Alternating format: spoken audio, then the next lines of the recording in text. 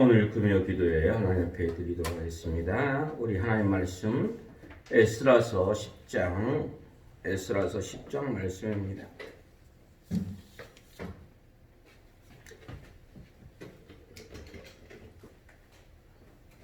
1절부터 5절까지 말씀만 읽도록 하겠습니다. 우리 한 목소리로 다 같이 읽도록 하겠습니다. 구약 724페이지 에스라 10장 1절부터 5절입니다. 시작. 에스라가 하나님의 성전 앞에 엎드려 울며 기도하여 죄를 잡아갈 때 많은 백성이 크게 통곡하며 이스라엘 중에서 백성의 남녀와 어린아이의 큰 무리가 그 앞에 모인지라.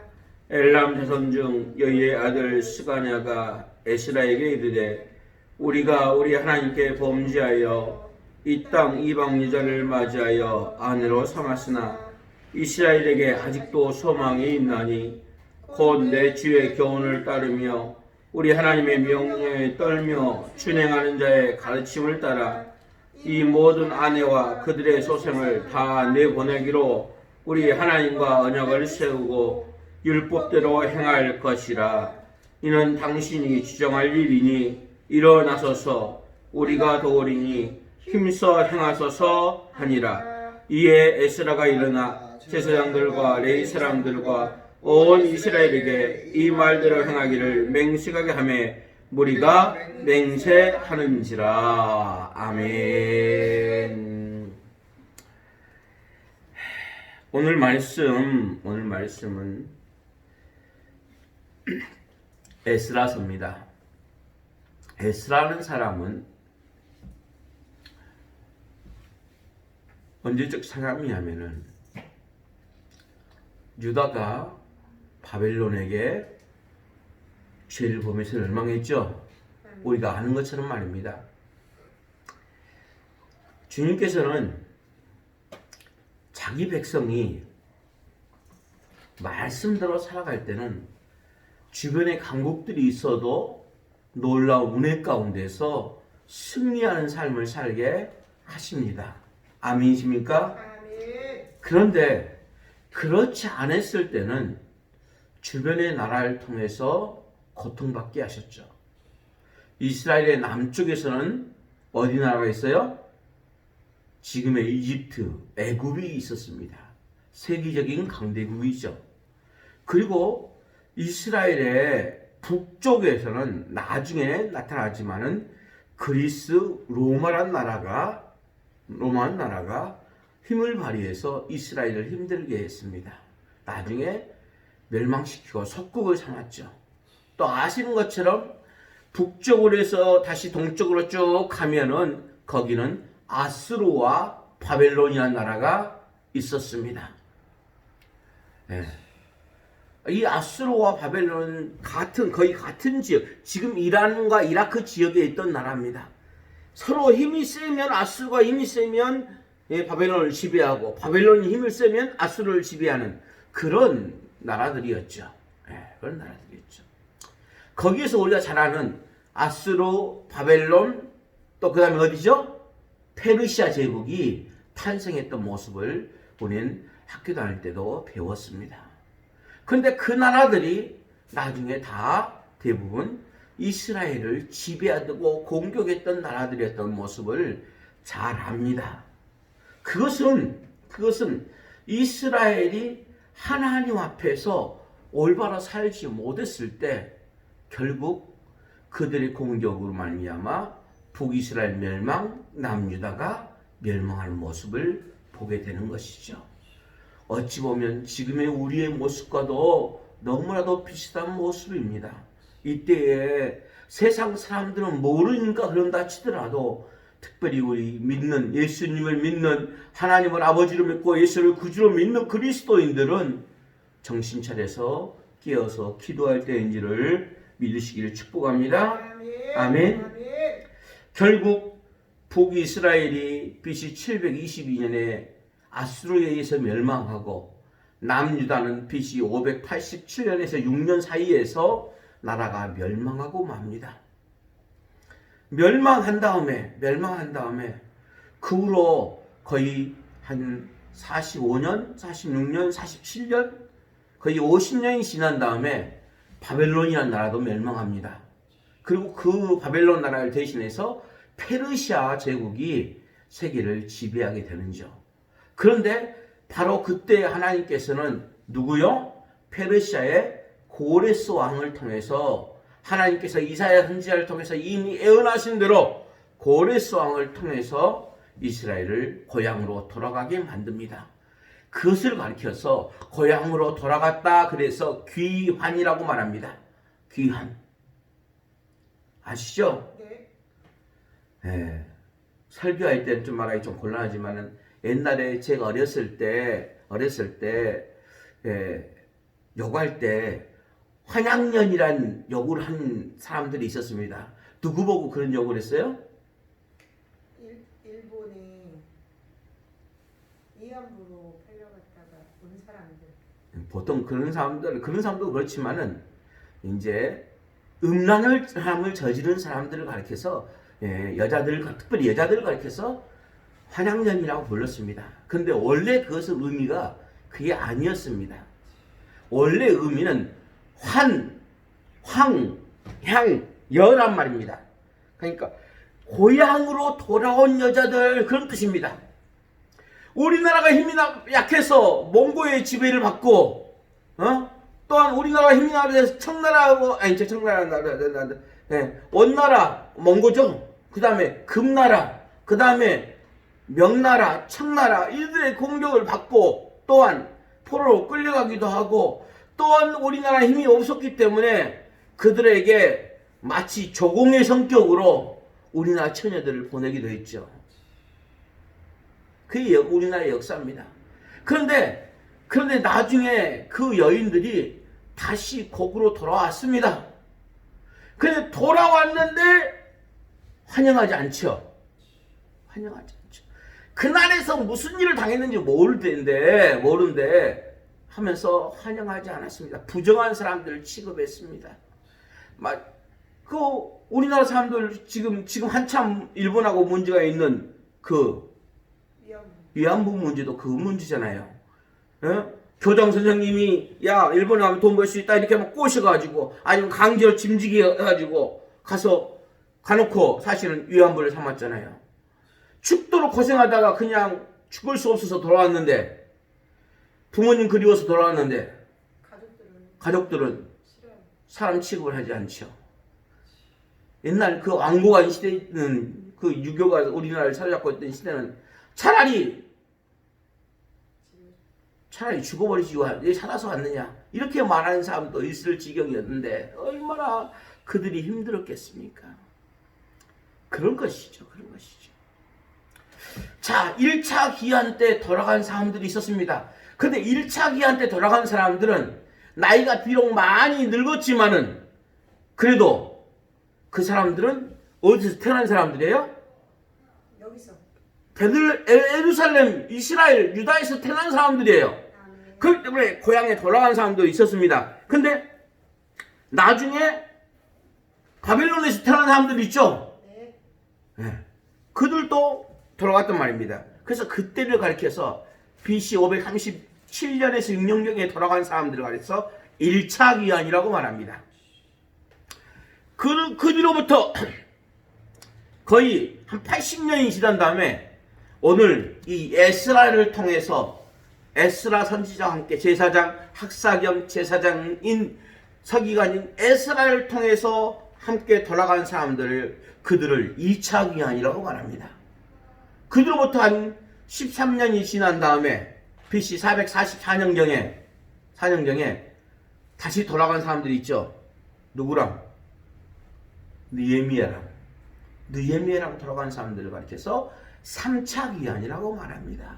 그렇게 1차, 2차, 3차 기한. 그러니까 2차 기한은 BC 457년이거든요. 그쵸? 네. 자, 유다가 멸망할 때 586년이라고 그랬죠? 네. 아까 587년에서 586년이라고 그랬습니다. 587년에서 457년을 빼면 130년이죠. 네. 그때 사람들이 130살 살았을까요? 아니요. 못 살죠. 그러면 에스라를 비롯해서 모든 사람들은 생전 유다를 본 적이 없는 사람들이에요. 그런데도 불구하고 자기 부모들의 고향이니까 어디로? 예루살렘으로, 유다로 다시 돌아갔단 말입니다.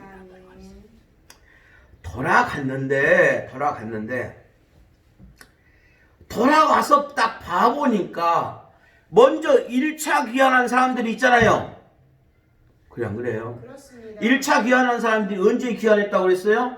537년쯤 536년쯤에 돌아왔다고 했어요.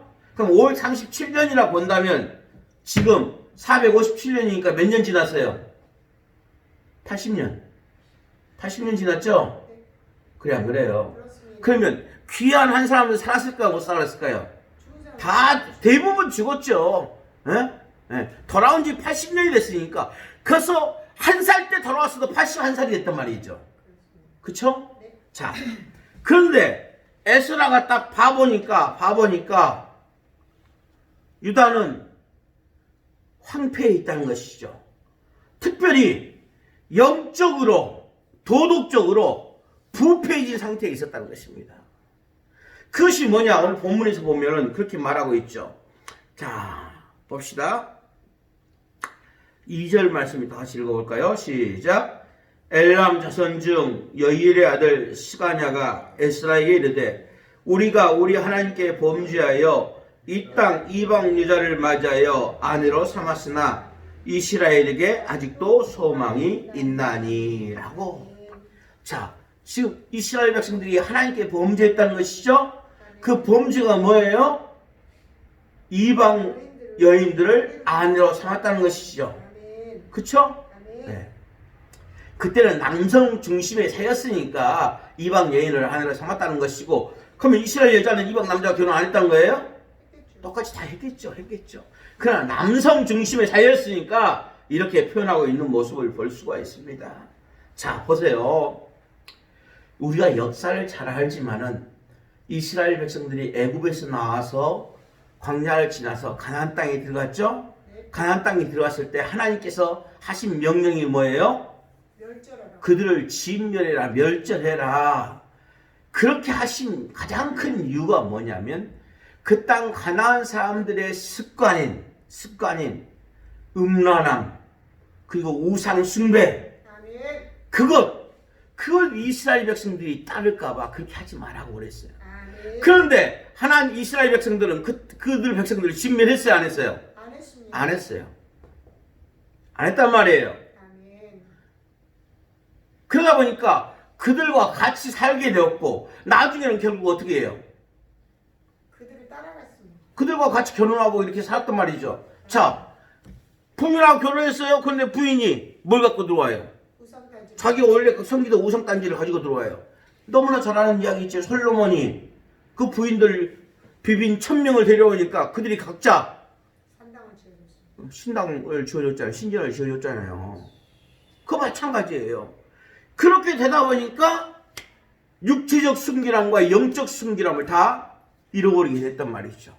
그런데 그런 잘못을 지금 포로에서 돌아온 1차 귀환했던 사람들의 후손들이 그 죄를 똑같이 범하고 있었다는 것이죠. 아멘. 그 모습을 볼 때 에스라가 기가 막혀가지고 하나님 앞에 통곡하면서 우니까 이스라엘 백성들이 다 모여서 하나님 앞에 죄를 회개하는 것입니다. 아멘. 죄를 회개합니다. 그러면서 그 중에 하나인 여이엘의 아들 스가냐가 뭐라고 말하냐면 우리가 이방 여자를 아내로 맞이했지만 그래도 우리에게 뭐가 있습니다? 소망이 있습니다 라고 말하는 것이죠. 아멘. 그 무슨 말이냐? 지금 우리가 이 자리에 와서 이렇게 하나님 앞에 무릎 꿇고 회개하면서 통곡하면서 기도하는 것은 우리가 저지른 죄에 대해서 우리가 회개하고 그것을 죄를 끊어버리겠다. 아멘. 악은 모양이라도 버리겠다. 아멘. 결단했기 때문에 소망이 있다는 것이죠. 아멘. 그래서 어떤 일을 행하게 되는 거예요? 3절 이후의 말씀처럼 어떻게 하겠다고요? 곧 내 주의 교훈. 중간에 보면 이 모든 아내와 그들의 소생을 다 내보내기로 우리 하나님과 언약을 세우고 따라서 합시다. 율법대로 율법대로 행할 것이라. 행할 것이라. 그러니까 당신이 이 일을 주장할 자이니 일어나서서 우리가 도리니 힘써 행하소서 라고 말하는 모습을 볼 수가 있습니다. 아멘. 보세요. 이미 결혼해가지고 산 지가 얼마 됐어요? 아이를 낳았으니까 오래됐죠. 그런데 그럼에도 불구하고 어떻게 하겠다는 거예요? 다 내쫓겠다는 거. 다 내어 쫓겠다는 것이죠. 아멘. 인간적으로 보면 요즘 세상에 딱 그렇게 하면요. 큰일 납니다. 큰일 납니다. 요즘 세상에 그렇게 하면 큰일 납니다. 예? 근데 그때 이스라엘 나라는 신정국가니까. 신정국가니까 그게 가능했던 거예요. 아멘. 그래서 다 내어 쫓기로 마치 누구 같아요? 그 누구 있어요? 그 성경에 나온 그 사람이 있어요. 아브라함. 비나스. 아브라함. 네. 아브라함이 누구를 통해서 하갈을 통해서 이스마엘을 낳잖아요. 아멘. 그런데 하나님께서는 이 사라의 그 질투와 함께 그 모습을 바라보면서 하갈과 이스마엘을 내어 쫓으라. 물론 뭐 살도록 해주고 쫓아갔겠죠? 네. 그렇죠? 네. 살도록 해주고 하지만은 그들을 쫓아냈습니다. 그러면서 이삭을 통해서 민족을 이루게 할 것이다 라는 말씀을 하시는 모습을 우리는 보게 됩니다. 아멘. 지금 이스라엘 백성은 그 결단을 하게 되는 것이죠. 그리고 그 일을 에스라 선지자가 할 수 있도록 힘을 보태주고 또 그 옆에서 그렇게 할 수 있도록 우리가 뭐 해주겠다? 도와주겠다라고 말하는 모습을 볼 수 있습니다. 아멘. 대통령이 계획을 하고자 하면은 그 옆에서 도와줄 사람이 있어야 됩니다. 목사가 하나님의 말씀대로 그 말씀대로 시행해 나가려고 할 때 육적으로 또 영적으로 기도해 줌으로 격려해 줌으로 옆에서 도와줄 사람이 필요한 것이죠. 아멘. 마치 모세가 기도할 때 아론과 훌이 그 두 손을 붙잡아 준 것처럼 그렇게 에스라 옆에서 도와주는 사람들이 있었기 때문에 그 개혁이 가능했다는 사실을 여러분 기억하시길 바랍니다. 아멘. 나라를 살리기 위해서 민족을 살리기 위해서 하나님 앞에 통곡하며 금식하면서 울며 기도하는 그 에스라의 모습을 여러분 기억할 수 있기를 바랍니다. 아멘. 그래서 에스라는 회개할 줄 모르는 이스라엘 백성들을 위해서 하나님 앞에 통곡하고 기도하죠. 얼마나 아름다운 지도자입니까? 목사가 성도들을 위해서, 부모가 자녀들을 위해서, 스승이 제자를 위해서, 성도가 성도를 위해서, 아멘. 목사가 성도를 위해서, 성도는 목사를 위해서 이렇게 기도할 수 있다면은 얼마나 참으로 복되고 아름다운 일입니까? 아멘. 그래서 하나님께서 그들에게 은혜를 베푸시죠. 우리가 읽지 않았지만 6절부터 15절까지 쭉 말씀을 읽어보면 우리란 말이 27번이나 사용되고 있는 모습을 볼 수가 있습니다. 아멘. 이 시대의 가장 큰 문제점은 뭐냐? 우리라는 생각은 없고 말로는 설사 우리라고 한다 할지라도 실상은 자기밖에 모르는 나, 내 가정, 내 새끼들, 교회도 마찬가지로 우리 교회만 내 교회만 이렇게 하지 다른 교회도 똑같이 하나님의 교회들인데 이단 사이비 교회가 아니라면 다 똑같이 하나님 보실 때는 똑같은 교회인데 내 교회만 이런 생각을 가지는 이런 안타까운 면이 너무나도 많이 있다는 사실입니다. 아멘. 원래 정교교회 갈 때 교회는 하나의 교회를 표방했습니다. 근데 언제적부터 교회는 하나의 교회가 아니라 옆에 교회가 잘 되면 그들을 적이라고 생각하는 이런 잘못된 마음이 얼마나 많은지 모릅니다. 여러분, 우리는 반드시 기억해야 됩니다. 다른 사람의 죄를 나의 죄인 양 생각할 줄 아는 마음, 이것이 주님의 마음입니다. 아멘. 그래서 주님은 우리의 모든 죄를 지시고 십자가에 달려 죽으셨다는 사실입니다. 아멘. 느헤미야는 그 무너진 예루살렘 성을 바라보면서 나와 아비의 죄, 조상의 죄 때문에 이렇게 되었다라고 죄를 끌어안고 기도하는 모습을 우리는 보게 되는 것이죠. 아멘. 그렇게 이렇게 에스라처럼 이렇게 느헤미야처럼 위대한 하나님의 사람이 되려면은 나 자신만 생각하는 것이 아니라 끌어안을 줄 아는 마음이 필요하다라는 것이죠. 오늘 우리에게 그 마음이 있어지길 축복합니다. 아멘. 그렇게 에스라가 기도했을 때 백성들의 마음이 움직였죠. 그래서 1절 말씀에 보면 에스라가 하나님의 성전에서 엎드려 울며 기도하여 죄를 잡아갈 때 많은 백성이 크게 통곡하며 이스라엘 중에서 백성의 남녀와 어린아이의 큰 무리가 그 앞에 모인지라 라고 말씀했습니다.